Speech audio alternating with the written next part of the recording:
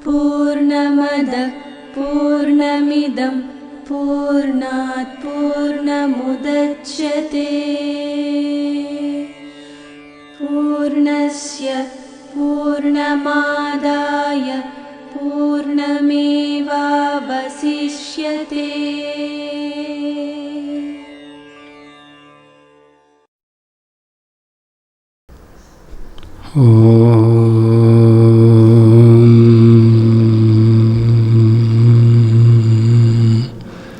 व्यासाय विष्णुरूपाय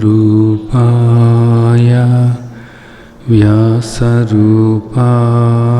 विष्णवे नमो वै ब्रह्मनिधये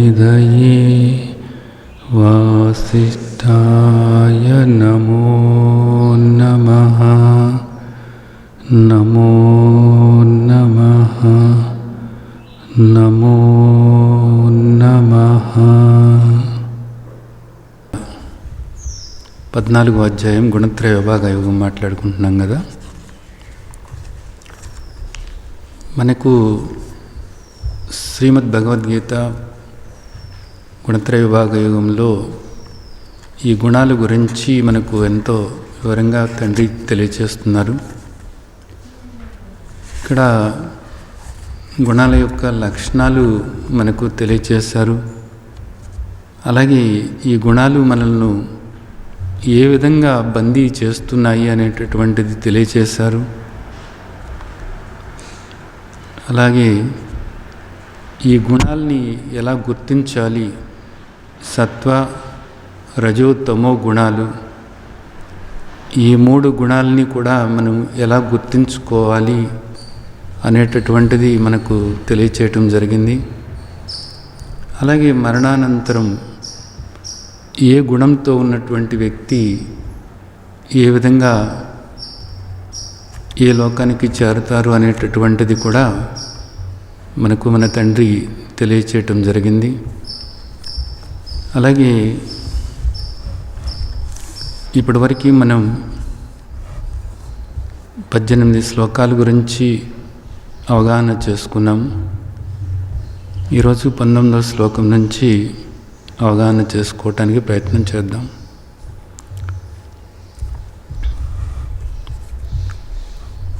ఇప్పుడు ఈ గుణాలు అన్నప్పుడు మనం ఒక విషయం ఒకటి గుర్తుంచుకోవాలి.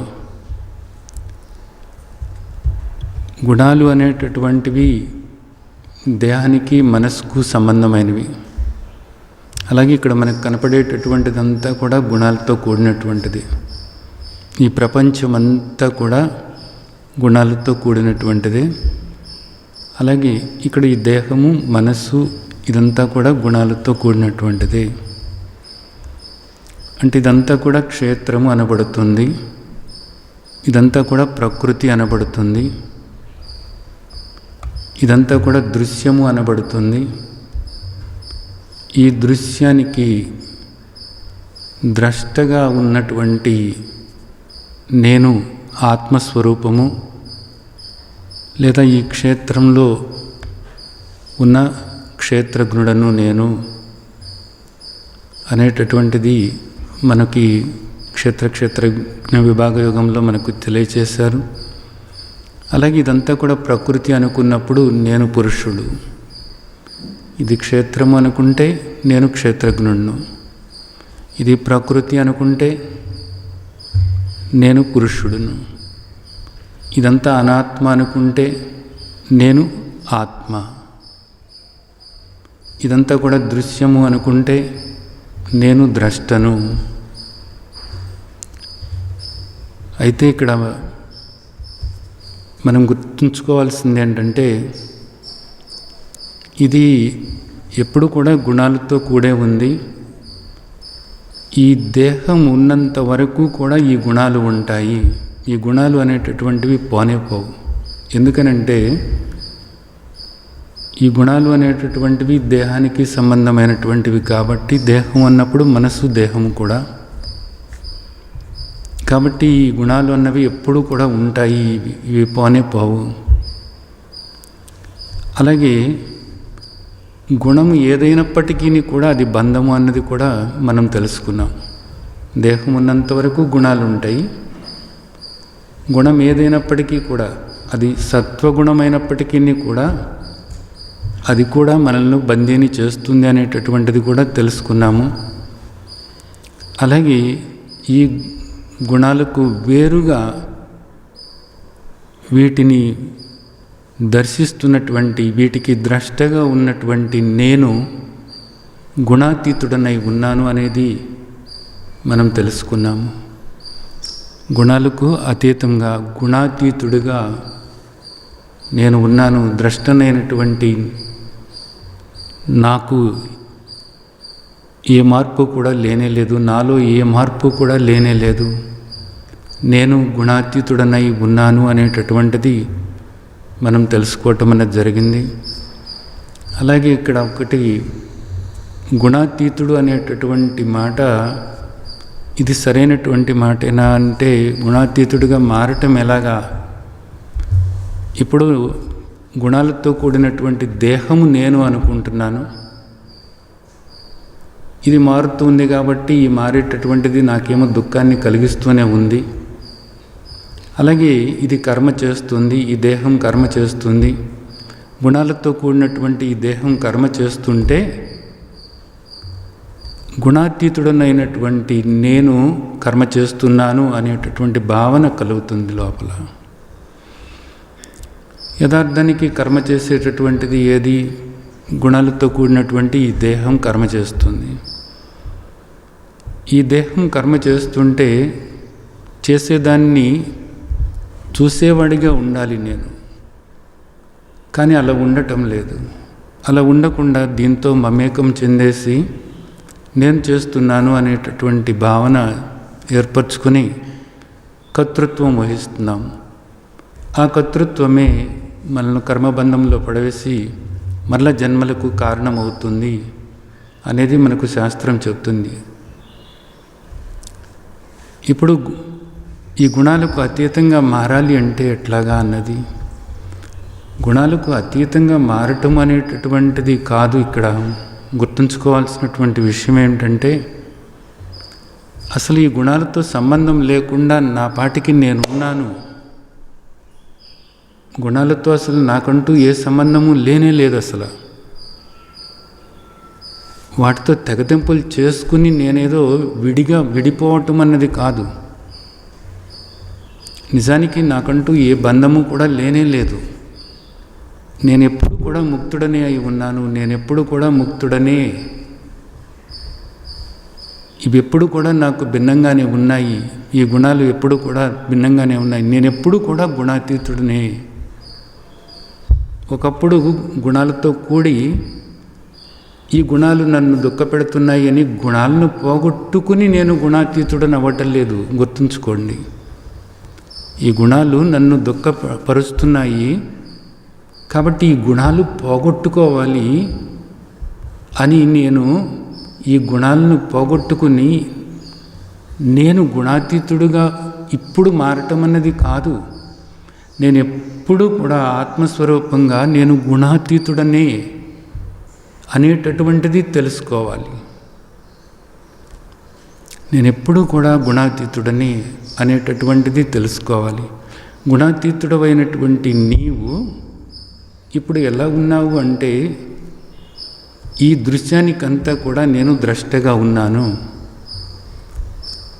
ఈ దృశ్యం ఏదైతే ఉందో, ఈ మనసు, ఈ దేహము, ఇది ఏదైతే ఉందో ఇది రకరకాలైనటువంటి కర్మలు చేస్తూ ఉంది.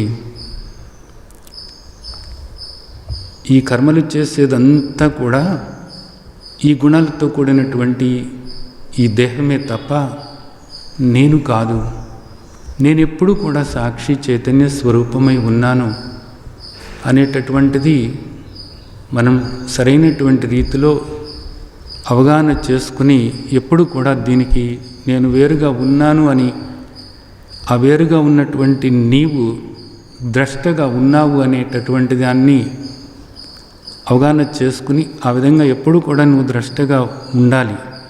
ఉన్నానా లేదా, ద్రష్టగా ఉన్నానా లేదా, గమనికగా ఉన్నానా లేదా అని ఆ విధంగా నిన్ను నువ్వు చూసుకుంటూ అలా ఉన్న నిన్ను నువ్వు గమనించుకుంటూ ఉండాలి. అంటే ద్రష్టగా ఉన్నానా లేదా అని గమనించుకుంటూ ఉండాలి అంతే. ఇది మనం చేయాల్సినటువంటిది అన్నది అర్థం చేసుకోండి. తర్వాత 19వ శ్లోకం. నాణ్యం గుణేభ్యః కర్తారం యదా ద్రష్టానుపశ్యతి గుణేభ్యశ్చ పరం వేత్తి మద్భావం స్వాధిగచ్చతి. ఇది చాలా ముఖ్యమైనటువంటి శ్లోకం, సాధనకు ఎంతగానో ఉపయోగపడేటటువంటి శ్లోకం. నాణ్యం గుణేభ్యః కర్తారం యదా ద్రష్టానుపశ్యతి గుణేభ్యేచ్చ పరం వేత్తి మద్భావం స్వాధిగచ్చతి అనేది చెప్తున్నారు. ఇక్కడ ద్రష్టానుపశ్యతి అన్నమాట మనం ఈ శ్లోకంలో వింటున్నాం. ద్రష్ట అనేటటువంటి పదం ద్రష్టానుపశ్యతి. అలాగే ఇక్కడ వేత్తి అనేటటువంటిది ఒకటి ఉంది. గుణేభ్యేచ్చ పరం వేత్తి మద్భావం స్వాధిగచ్చతి. ద్రష్ట అని ఎవరైతే తెలుసుకుంటారో, నేను ద్రష్టను అని ఎవరైతే తెలుసుకుంటారో, ఈ దృశ్యానికంతా కూడా నేను ద్రష్టను, ఈ దేహము, ఈ మనస్సు, అలాగే ఇక్కడ ఈ ప్రపంచము, ఇదంతా కూడా దృశ్యమే. ఈ దృశ్యానికి నేను ద్రష్టను అని ఎవరైతే తెలుసుకుంటారో, అనుపశ్యతి అన్నారు ఇక్కడ.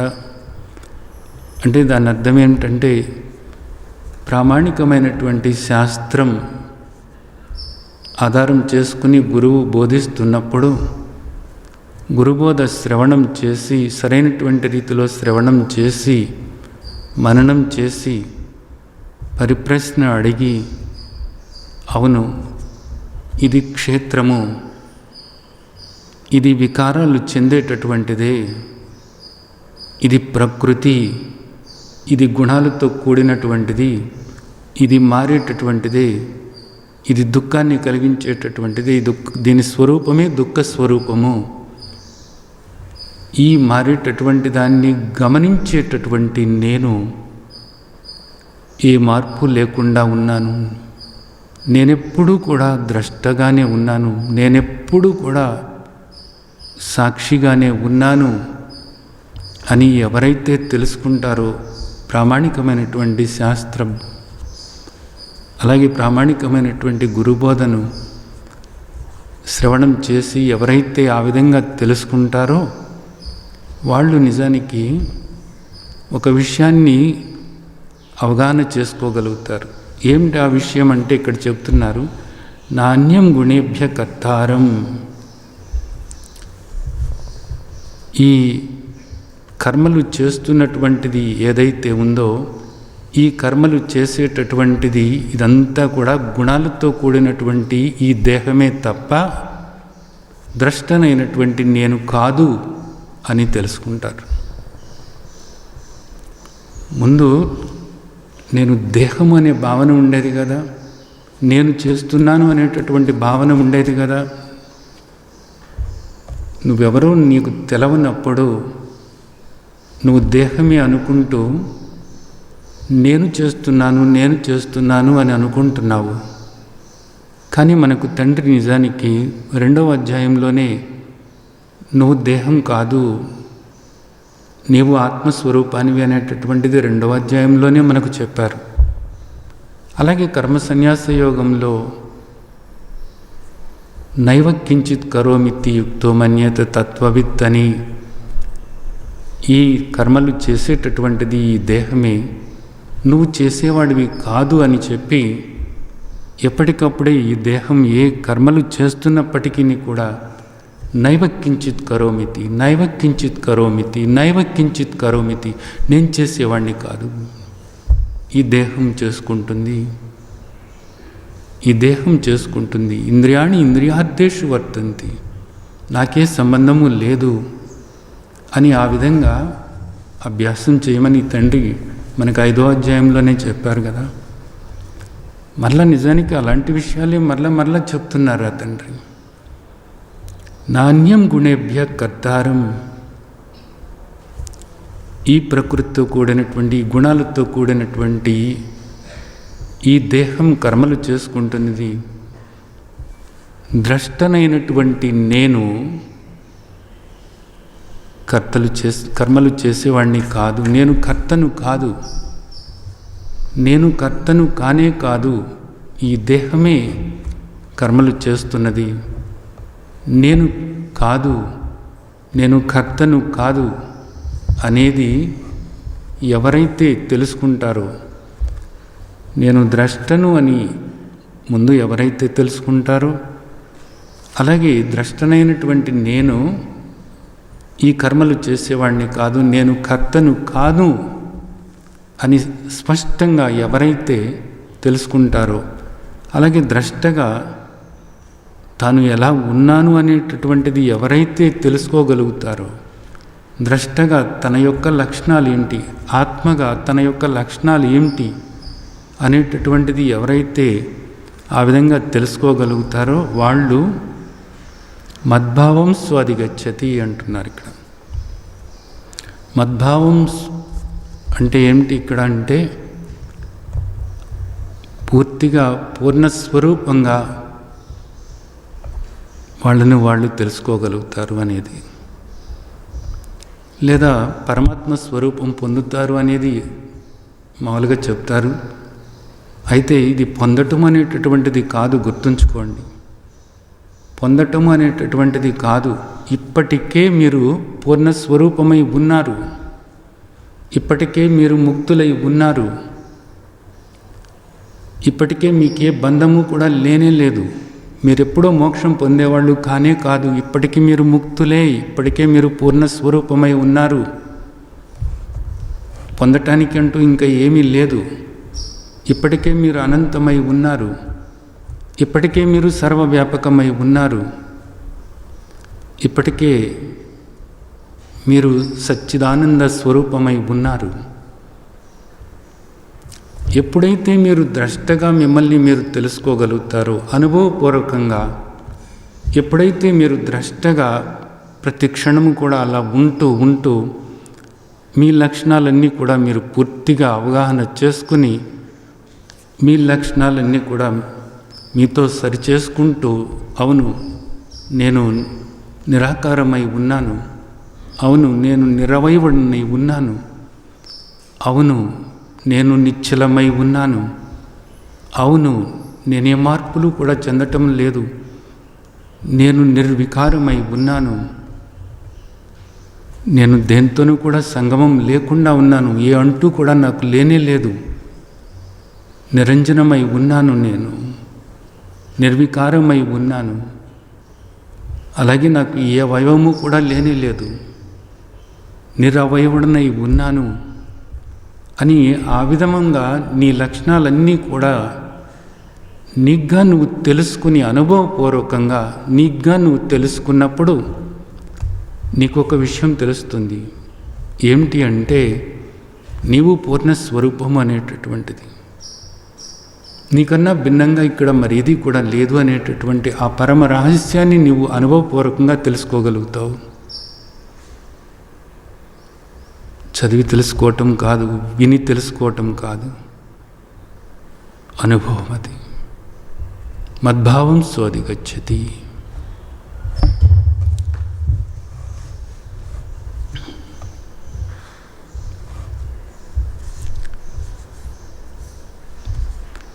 ఇక్కడ తర్వాత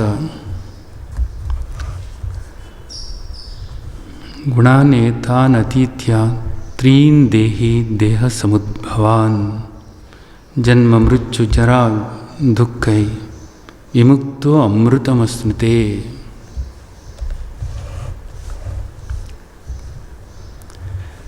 ఇక్కడ ఈ దేహం ఇది తల్లి గర్భంలో ఉంది. తర్వాత ఉండటము, పుట్టటము, పెరగటము, మారటము, శిథిలమవ్వటము, నశించటము, ఇవన్నీ కూడా దీని యొక్క లక్షణాలు. అలాగే ఈ దేహం పుట్టిన దగ్గర నుంచి కూడా ఏదో రకమైనటువంటి రకరకాలైనటువంటి జబ్బులు వస్తూనే ఉంటాయి. దేహం అన్న తర్వాత ఏ ఒక జబ్బులు వస్తూనే ఉంటాయి దానికి. అలాగే దేహానికి వృద్ధాప్యం అన్నది వస్తూనే ఉంటుంది. వృద్ధాప్యంలో ఇంకా అనేక రకాలైనటువంటి బాధలు వస్తూనే ఉంటాయి. దేహాలకు తప్పదు. వయసు పెరుగుతున్న కొద్దీ కూడా దేహానికి సంబంధమైనటువంటి సమస్యలు పెరుగుతూనే ఉంటాయి. దుఃఖం అన్నది పెరుగుతూనే ఉంటుంది. బాధలు అన్నవి పెరుగుతూనే ఉంటాయి. ఆ తర్వాత దేహం అనేటటువంటిది మృత్యువాత పడక తప్పదు, అంతే. ఇవన్నీ కూడా వస్తూనే ఉంటాయి. గుణాలతో కూడినటువంటి ఈ దేహానికి ఇవన్నీ కూడా వస్తాయి. గుణాతీతుడనైనటువంటి నేను ఇవన్నీ కూడా గమనిస్తూనే ఉన్నాను. వీటన్నిటికీ కూడా నేను ద్రష్టగా ఉన్నాను.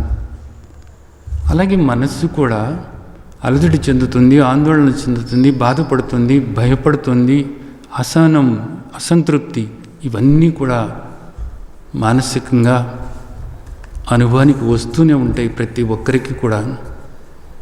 కానీ అవన్నీ కూడా మనస్సులో వస్తున్నప్పుడు అలజడి, ఆందోళన, అశాంతి, బాధ, భయము, అసహనము, అసంతృప్తి ఇవన్నీ కూడా మనసులో వస్తూ ఉన్నప్పుడు వాటితోనూ కూడా సంబంధము లేకుండా, వాటితో ఏ సంబంధము లేకుండా నేను సాక్షిగానే ఉన్నాను అనేటటువంటిది అనుభవపూర్వకంగా కూడా నువ్వు తెలుసుకుంటూనే ఉంటావు కదా. ఇది అనుభవం. నిజానికి ఎవరో నీకు ఇచ్చేది కాదు, లేదా నువ్వు పుచ్చుకునేది అంతకన్నాను కాదు. అలాగే అది ఎప్పుడో వచ్చేది అంతకన్నాను కాదు. సరైనటువంటి ప్రామాణికమైనటువంటి శాస్త్రం ఏదైతే చెప్తుందో దాన్ని నువ్వు సరైన రీతిలో అవగాహన చేసుకుంటే చాలు. గురువద పూర్తిగా శ్రద్ధతో నువ్వు శ్రవణం చేస్తే చాలు, మననం చేస్తే చాలు, అది నీకు అర్థమవుతుంది. ఈ దేహం నేను కాదు, నేను ఈ దేహానికి మనసుకు కూడా నేను ద్రష్టనై ఉన్నాను, సాక్షినై ఉన్నాను అని స్పష్టంగా నువ్వు అనుభవపూర్వకంగా నువ్వు తెలుసుకోవచ్చు. ఇక్కడ తండ్రి ఏం చెప్తున్నారు? గుణానేత అతీత్య త్రీన్ దేహి దేహ సముద్భవాన్ జన్మ మృత్యు జరా దుఃఖై విముక్తో అమృతమస్నుతే అని చెప్తున్నారు. దేహం మృత్యువాత పడేటటువంటిది. నేను మరణించేవాడిని కాదు, నేను మరణించేవాడిని కాదు. ఇవన్నీ దేహానికి సంబంధమైనటువంటివి. ఇవన్నీ కూడా జన్మ, జర, మృత్యు. పుట్టుక అనేటటువంటిది నిజానికి ఎంతో బాధాకరమైనటువంటి విషయమే. పుట్టిన తర్వాత అన్ని బాధలే. ఇక నిజానికి వృద్ధాప్యం అన్నది ఇంకా బాధ. ఆ తర్వాత మృత్యు అన్నది తప్పనే తప్పదు. ఇవన్నీ కూడా ఉంటానే ఉంటాయి. అయితే ఇక్కడ ఇదన్నీ కూడా గుణాలతో కూడినటువంటి ఈ దేహానికే తప్ప నాకు కాదు అని ఎవరైతే తెలుసుకుంటారో విముక్తో అమృతమస్నుతే, ఇది తెలుసుకున్నవాడు నేను ముక్తుడనే అని తెలుసుకుంటాడంతే. నేను ముక్తుడని, నాకు దీంతో సంబంధం లేదు, నేను దీనికి వేరుగానే ఉన్నాను, దీన్ని గమనిస్తూ ఉన్నాను. గమనించే నేను ఎప్పుడూ కూడా గమనిస్తున్నటువంటి దీనికి వేరుగానే ఉన్నాను. గమనించేదానికి గమనిస్తున్నటువంటి నేను వేరుగానే ఉన్నాను. ఇది తెలవంది ఎవరికి? నిజానికి ఇది అందరికీ తెలుసు. అది వేరు, నేను వేరు అన్నది తెలుసు కదా. అది తెలిసినప్పుడు ఇక్కడ ఈ దేహంలో కదలికలు, అలాగే మనసులో ఆలోచనలు, భావాలు, భావోద్వేగాలు ఇవన్నీ కూడా నేను గమనిస్తున్నాను అని అర్థం చేసుకున్నప్పుడు గమనించే నువ్వు వేరుగా ఉన్నావు అన్నది నీకు అనుభవపూర్వకంగానే తెలుస్తుంది. అంతే. ఎప్పుడైతే నువ్వు ఆ విధంగా తెలుసుకుంటావో అప్పుడు ఏమవుతుంది తర్వాత? నిజానికి ఈ దేహం వచ్చింది, ఆ తర్వాత ఇది మారుతూ మారుతూ శిథిలమవుతూ మృత్యువాత పడుతుంది. ఇవన్నీ నాకు కాదు, ఈ గుణాలతో కూడినటువంటి ఈ దేహానికే తప్ప నాకు కాదు, నేను మరణించేవాడిని కాదు అనేది తెలుసుకోవటానికి వీలవుతుంది. అలా తెలుసుకున్నప్పుడు నీవు ముక్తుడవే అనేది నీకు అనుభవపూర్వకంగా తెలుస్తుందంతే. నేను ముక్తుడనే, నాకంటూ బంధం ఏముంది నిజానికి? ఇప్పుడు దాకా నేను బందీనైపోయాను అనుకున్నావు. ఆశ్చర్యకరమైనటువంటి ఒక విషయం ఏంటంటే బయట విషయాల్లో నేను కూరుకుపోయాను. ఇవన్నీ కూడా నన్ను బందీని చేస్తున్నాయి, ఇవన్నీ కూడా నాకు బంధాలు అంటున్నారు. ఇవన్నీ బంధాలు ఏం కాదు. నీకు ఏది కూడా నిన్ను ఇక్కడ బంధించటం లేదు. నువ్వు అనుకుంటున్నావు, భ్రమ చెందుతున్నావు అంతే.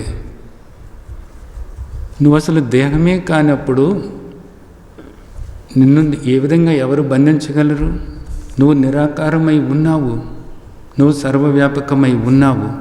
సర్వవ్యాపకమైనటువంటి అనంతమైనటువంటి నిన్నెవరు బంధించగలరు? ఇక్కడ నిన్ను నువ్వు తెలుసుకోలేక నువ్వు దేహం అనుకుంటూ దేహంగా నిన్ను ఈ బంధాలు బంధుత్వాలు నన్ను దుఃఖానికి గురి చేస్తున్నాయి, నేను బందీని అయిపోయాను అని నువ్వు అనుకుంటున్నావు అంతే. తెలవక నువ్వు ఆ విధంగా అనుకుంటూ దుఃఖపడుతున్నావు అంతే. అంతే తప్ప నేను ఇక్కడ ఏది కూడా బంధించటం లేదు. ఎప్పుడు తెలుస్తుంది ఇది నీకు? నువ్వు ఆత్మస్వరూపమని, నువ్వు ద్రష్టవు అని, ఈ ప్రకృతి గుణాలతో కూడినటువంటి ఈ దేహానికి నీవు భిన్నంగా ఉన్నావు అనేటటువంటిది నీకు స్పష్టంగా అనుభవపూర్వకంగా నీకు తెలిసినప్పుడు నేను ముక్తుడనే అని తెలుస్తుంది అంతే. ముక్తో అమృతమస్నుతే. అప్పుడేమవుతుందంటే అమృతమస్నుతే అంటున్నారు. అంటే ఏమవుతుంది? ఇంకా నాకు మరణమే లేదు అనేది నీకు అర్థమవుతుంది. అమృతం అంటే మృతం కానిది అమృతము. మృతం అంటే ఏంటి? మరణం. అంటే నీకు మరణమే లేదు అనేటటువంటిది నీకు తెలుస్తుందన్నమాట. దీనికి ఒక్కటే విషయం ఏమిటి? ఇప్పుడు దాకా నేను దేహము అనుకున్నావు, ఇప్పుడు దాకా నేను దేహం అనుకుంటూ నేను మరణిస్తున్నాను అనుకుంటున్నావు అంతే. ఇప్పుడు నువ్వు దేహం కాదు అనేది నువ్వు తెలుసుకున్నావు. కేవలము పుస్తకంలో చదివో లేకపోతే ఏదో ప్రసంగం వినో కాదు, అనుభవపూర్వకంగా శ్రవణం చేసిన దాన్ని మననం చేసి నీగ్గా నీవు ఆత్మస్వరూపంగా, దేహానికి వేరుగా, సాక్షి చైతన్య స్వరూపంగా ఈ కదలికలకన్నిటికీ కూడా, ఈ మార్పులన్నిటికీ కూడా ద్రష్టగా ఉన్న నిన్ను నీవు ఆ విధంగా అనుభవపూర్వకంగా నువ్వు తెలుసుకున్నావు. అనుభవం అది. నీవు ముక్తుడవే అనేది నువ్వు తెలుసుకున్నావు. నీవు పూర్ణస్వరూపం అనేటటువంటి దాన్ని తెలుసుకున్నావు, అనుభవపూర్వకంగా తెలుసుకున్నావు. అలా ఉంటున్నావు. అలా ఉండటమే, నీవుగా ఉండటమే అది అమృతము. అంటే అమృతమస్నుతే అంటే అంతటి ఆ స్థితి, అంతటి స్థితి ఎప్పుడు కూడా అలాగే ఉంచుకోవటానికి వీలవుతుంది. అది పోయేది కాదు. ఏదో తాత్కాలికంగా తెలుసుకుని కాసేపు అలా కూర్చుని నేను శాంతిగా ఉన్నాను అనేది కాదు. ఏదో ధ్యానం చేసి కాసేపాటికి నేను ఇవేమీ లేకుండా నేను శాంతిగా ఉన్నాను, గంటల తరబడి రోజుల తరబడి కూడా నేను అలాగే ఉన్నాను అనేటటువంటిది కాదు. ఆ తర్వాత నేను దేహమే అనుకుంటున్నారు వాళ్ళు. అలా కాదు. ఇది కేవలము జ్ఞానబోధ వల్ల మాత్రమే సరైన రీతిలో అవగాహన చేసుకుని నేను ముక్తుడను అని తెలుసుకుని నాకు మరణం అన్నది లేదు అన్నది అనుభవపూర్వకంగా, మరణం లేని నిన్ను నువ్వు ఆ విధంగా అనుభవపూర్వకంగా తెలుసుకున్నప్పుడు ఇంకా నీకేమున్నది ఇక్కడ? అది ఇక్కడ మనకు మన తండ్రి చెప్తున్నారు ఈ శ్లోకంలో. తర్వాత సరే, ఇది అంతా కూడా విన్న తర్వాత అర్జునుడికి ఒక సందేహం వచ్చింది. చాలా సంతోషం కలిగింది అర్జునుడికి నిజంగానే. కాబట్టి ఆ సంతోషంతో ఇక్కడ 21వ శ్లోకం అర్జునుడు 3 ప్రశ్నలు అడుగుతున్నాడు. ఏమిటి ఆ 3 ప్రశ్నలు అంటే, కైర్లింగై త్రీన్ గుణానేతాన్ అతీతో భవతి ప్రభో కిమాచార కథం చైతాన్ త్రీన్ గుణానతివర్తతే.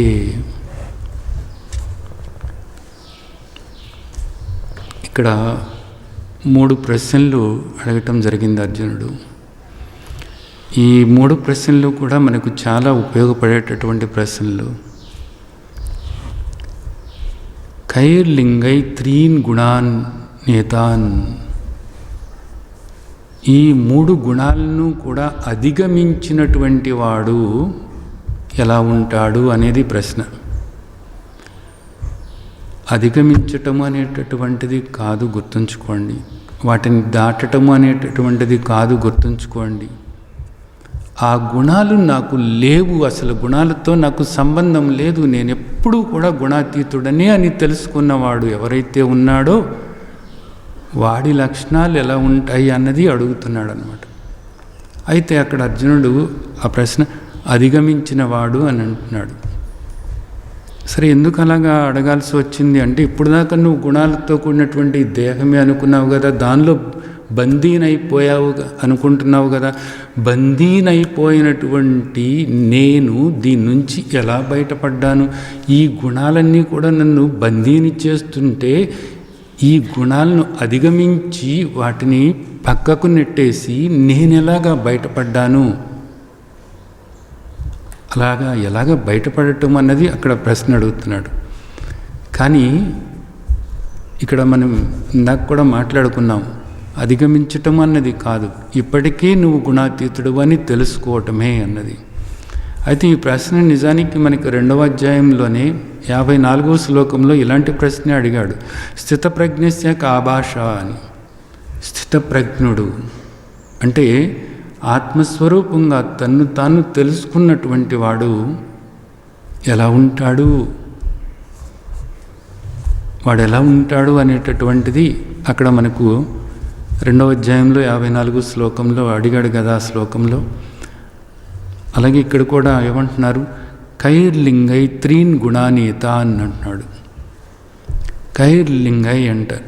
లింగం అంటే ఏంటి అర్థము అంటే, ఒక విషయాన్ని మనం తెలుసుకోవాలి అనుకున్నప్పుడు అక్కడ కనపడేటటువంటి లక్షణాలు ఏవైతే ఉన్నాయో ఆ లక్షణాలను బట్టి మనం తెలుసుకోవటానికి వీలవుతుందన్నమాట. దాన్ని లింగం అంటారన్నమాట. అంటే అక్కడ కనిపించేటటువంటి లక్షణాలు ఏవైతే ఉన్నాయో ఆ కనిపించేటటువంటి లక్షణాలను బట్టి మనం దాన్ని తెలుసుకోవటానికి వీలవుతుందన్నమాట. ఇప్పుడు శివలింగము అంటారు. శివలింగము అన్నప్పుడు మనం గుడికి వెళ్ళినప్పుడు ఒక లింగాకారం కనపడుతూ ఉంటుందన్నమాట. అంటే కోడిగుడ్డ ఆకారము అంటారు దాన్ని. ఆ లింగాకారాన్ని బట్టి మనం తెలుసుకుంటాం అన్నమాట. అంటే అక్కడ మనకు కనపడేటటువంటి ఆ లింగం, శివలింగం ఏ విధంగా ఉంది, దానికి మొదలు చివర తెలవదన్నమాట. ఏది మొదలు ఏది చివర అన్నది తెలవదు దానికి. కాబట్టి ఒక కోడిగుడ్డు ఉన్నదనుకోండి, దానికి ఏది మొదలు ఏది చివర అంటే ఎలా చెప్తాం? చెప్పలేం కదా. ఆ లింగాన్ని చూసి శివుడు కూడా మొదలు చివర లేనివాడు, అంటే ఆది అంతము లేనివాడు. అనంతమైనటువంటి ఆ శివుణ్ణి గుర్తు చేసుకోవటానికి ఇది లింగము అనేటటువంటిది పెద్దలు చెప్తున్నారన్నమాట. లింగం అంటే ఆ చూసే దాన్ని బట్టి, ఆ లక్షణాలని బట్టి మనం యథార్థమైనటువంటి దాన్ని తెలుసుకోవటానికి వీలవుతుందన్నమాట. ఇక్కడ కూడా ఏమంటున్నారంటే గుణాలను అధిగమించినటువంటి వాడు, అంటే గుణాతీతుడను నేను అని తెలుసుకునేటటువంటి వాడిని మనం ఎలాగ గుర్తుపట్టాలి? గుణాలను దాటి లేదా ఈ గుణాలతో నాకు సంబంధం లేదు అని తెలుసుకుని ఉంటున్నటువంటి వాడు ఉన్నాడే, ఆ వ్యక్తిని ఎలాగ గుర్తుపట్టాలి అనేది ఇక్కడ అడుగుతున్నారు. తర్వాత కైర్లింగై త్రీన్ గుణానేతాన్ అతీతో భవతి ప్రభో. రెండవ ప్రశ్న ఏంటంటే కిమాచార కథం చైతాన్. ఆ వ్యక్తి ఆచరణ ఎలా ఉంటుంది అన్నది. ఆచరణ ముఖ్యం ఇక్కడ, గుర్తుంచుకోండి. ఆచరణ అనేటటువంటిది ఏ విధంగా ఉంటుంది? అయితే నా పాటికి నేను ఈ 3 గుణాలకు కూడా భిన్నంగా నేను ఆత్మస్వరూపమై ఉన్నాను, నేను కేవలము ద్రష్టగా ఉన్నాను, నేను ఎప్పుడూ కూడా సాక్షి చైతన్య స్వరూపంగా ఉన్నాను, నేను నిరాకారమై ఉన్నాను, నిరవయమై ఉన్నాను, నేను కర్తను కాదు, భోక్తను కాదు, ఈ దేహం దాని పని అది చేసుకుంటుంది అని ఆ విధంగా లోపల అనుకుంటూ ఉండగా ఈ దేహం దాని పని అది చేసుకుంటూ పోతుందనుకోండి, అప్పుడు నిజానికి ఆ వ్యక్తిని చూసినప్పుడు ఆ వ్యక్తి ఆచరణలో ఏ విధంగా ఉన్నాడు అనేటటువంటిది మనకు తెలియదు కదా. కానీ ఇక్కడ ఒక ప్రశ్న అర్జునుడు అడుగుతున్నాడు, కిమాచార కథం చైతాన్. ఆ వ్యక్తి యొక్క ఆచార వ్యవహారాలు ఏ విధంగా ఉంటాయి అనేది ప్రశ్న ఇక్కడ. కిమాచార కథం చైతాన్. కాబట్టి అతను ఏ విధంగా దీన్ని ఆచరణలో పెడుతున్నాడో మనం తెలుసుకున్నట్లయితే మనం కూడా అలాగ ఆచరణ అన్నదాన్ని మొదలు పెట్టడానికి వీలవుతుంది. ఇది మనం స్థితప్రజ్ఞ లక్షణాల్లో కూడా మనం చెప్పుకున్నాము. స్థితప్రజ్ఞ లక్షణాలు మనకి ఎందుకు తెలియచేస్తున్నారు అంటే అవి నిజానికి సిద్ధుడి యొక్క లక్షణాలు. అంటే యథార్థంగా తాను ఆత్మస్వరూపమని తెలుసుకుని ఆ వ్యక్తి ఎలా ఉంటున్నాడు అనేటటువంటిది ఆ స్థితప్రజ్ఞ యొక్క లక్షణాలు అవన్నీ కూడా. అయితే ఆ లక్షణాలు మనం తెలుసుకుంటే ఆ లక్షణాల ప్రకారంగా మనం ఒక మార్పు చేసుకోవాలి దేహంలో, మన ప్రవర్తనలో, మన ఆచార వ్యవహారాల్లో దానికి తగ్గట్లుగా ఒక మార్పు మనం చేసుకోవాలి. ఆ మార్పు మనం చేసుకున్నట్లయితే ఏమవుతుందంటే ఒక పక్కనేమో నేను దేహం కాదు, నేను ఆత్మస్వరూపం అనేటటువంటి జ్ఞానాన్ని స్థిరపరచుకోవడానికి ప్రయత్నం చేయాలి.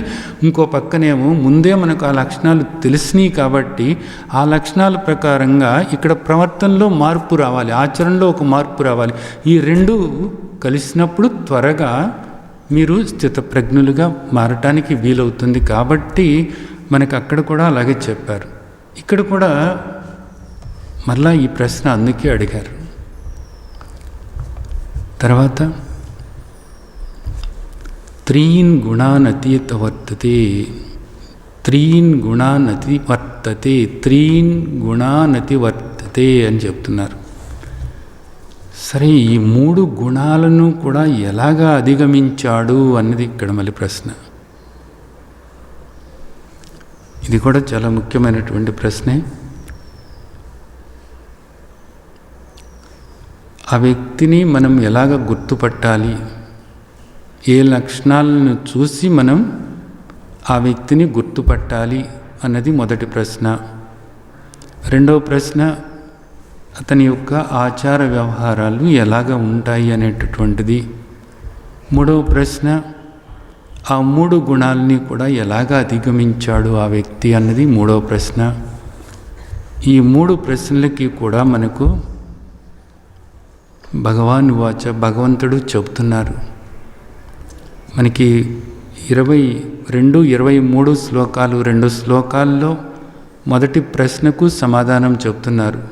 కైర్లింగై త్రీన్ గుణానీతాన్ అతితో భవతి ప్రభో. ఈ ప్రశ్నకు సమాధానంగా 22, 23 శ్లోకాల్లో చెప్తున్నారు. కిమాచార కథం చైతాన్, అతని యొక్క ఆచార వ్యవహారాలు ఎలా ఉంటాయి అనేటటువంటి దానికి 24, 25 శ్లోకాల్లో చెప్తున్నారు. తర్వాత మూడవ ప్రశ్న త్రీన్ గుణాన్ అతివర్తతే, ఈ గుణాలను అతను ఎలా అధిగమించాడు అనేటటువంటి దానికి 26వ శ్లోకంలో తండ్రి మనకు చెప్తున్నారు. కాబట్టి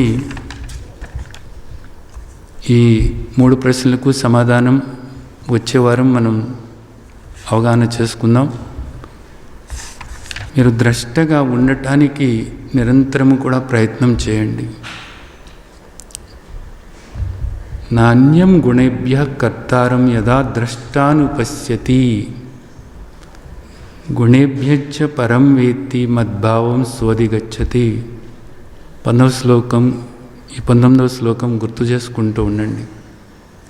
ద్రష్టగా ఉండాలి, ద్రష్టగా ఉండాలి. ద్రష్టగా ఉన్నప్పుడు మాత్రమే పూర్ణస్వరూపంగా నిన్ను నువ్వు తెలుసుకోగలవు అన్నది తండ్రి మనకు చెప్తున్నారు. అది అనుభవపూర్వకంగా ప్రతి ఒక్కరూ కూడా తెలుసుకోవచ్చు. కాబట్టి నిరంతరము కూడా ఈ మనసులో కదిలేటటువంటి ఆలోచనలకు, భావాలకు, భావోద్వేగాలకు సాక్షిగా ఉన్నానా లేదా, సాక్షిగా ఉన్నానా లేదా అనేది గమనించుకుంటూ ఉండండి. కూర్చుని ప్రతిరోజు కూడా ఉదయం సాయంత్రం కూడా కొంత సమయం దానికి కేటాయించండి. ఆలోచనలకు సాక్షిగా ఉన్నానా లేదా అనేటటువంటిది, భావాలకు, భావోద్వేగాలకు కూడా.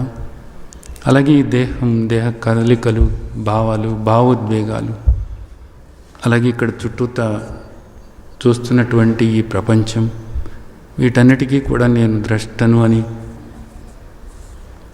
ప్రతిసారి కూడా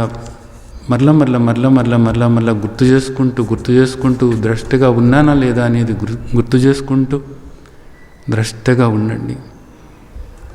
ద్రష్టగా ఉండి నాకు ఈ కర్మలతో నాకే సంబంధము లేదు, నేను కర్తను కాదు, భోక్తను కాదు, నేను ముక్తుడనై ఉన్నాను అని మిమ్మల్ని మీరు ఆ విధంగా తెలుసుకుని జీవన్ముక్తావస్థలో ఉన్నటువంటి ఆ మాధుర్యాన్ని మీరందరూ కూడా ఆస్వాదిస్తారని ఆశిస్తూ ఆ విధంగా ఆశీర్వదిస్తున్నాను. జై సచ్చిదానంద్.